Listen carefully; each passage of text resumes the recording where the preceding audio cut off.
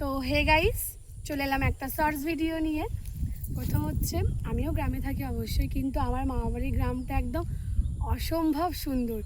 এখন একদম দুপুরবেলা, কিন্তু ওয়েদারটা জাস্ট ওয়াও।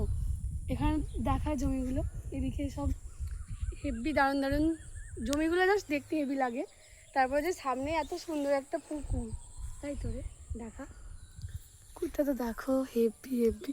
তারপরে দেখো এত সুন্দর একটা মাঠ, তো চলে যাচ্ছে। মাঠগুলো তো জাস্ট এত সুন্দর, সময় কাটানোর জন্য দারুণ। এখানে আবার পদ্ম পাতা হয়েছে, এখানে পদ্ম ফুল হয় হয় মনে হয়, হ্যাঁ হয়।